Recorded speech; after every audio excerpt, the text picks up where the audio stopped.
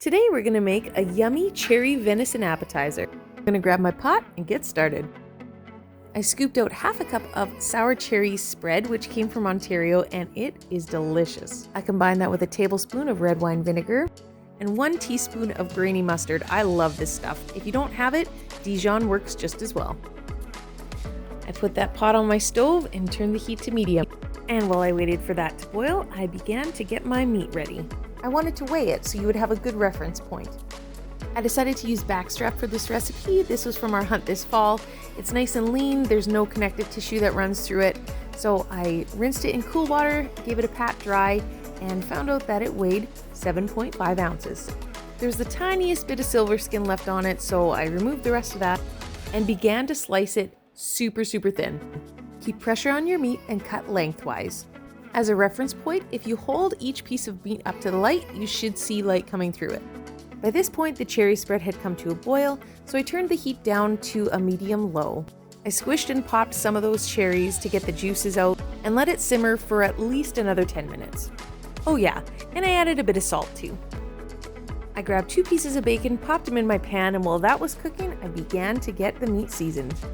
It started with a 1/4 teaspoon each of dried thyme and dried rosemary, along with half a teaspoon of chopped garlic, 1 teaspoon of Worcestershire sauce, and a drizzle or 2 of olive oil.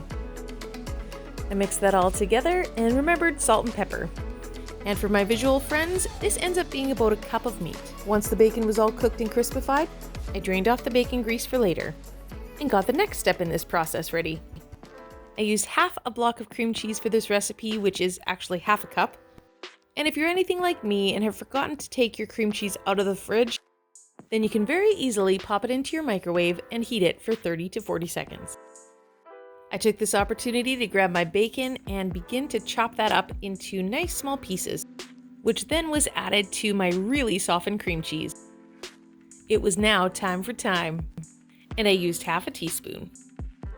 Before you combine that together, don't be like me. Remember your salt and pepper. I found this really helpful just to keep things a little bit more tidy. I grabbed a plastic bag, put it in a cup, and then I took my cream cheese mixture and plopped that in. Yep, no mess at all, just put that right in the cup. I pushed the air out so the bag wouldn't pop and cut a hole in the corner. Perfect. And then I was ready for the cook. Remember that bacon grease from before? I took half of it and popped it in the pan. And while that was heating, I separated and laid out each piece of meat.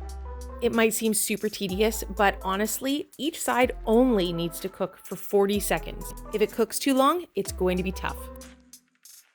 I took the finished meat and threw it right into the cherry pot. Your cherries should be a thicker, syrupy consistency. If they're not, just simmer them a little longer before you put your meat in. And I'm definitely going to double my cherry mixture next time. I definitely had some pieces that I felt were a little bit wide for this recipe, so I just give them a quick cut.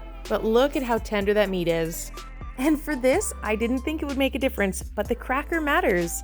I used Bretons, I tried saltine crackers, I tried Ritz, I even tried a little tortilla, and the Breton was the winner. So you're seeing how to assemble this. It looks pretty simple and easy. Pop 2 cherries on top of everything else, and there you have it.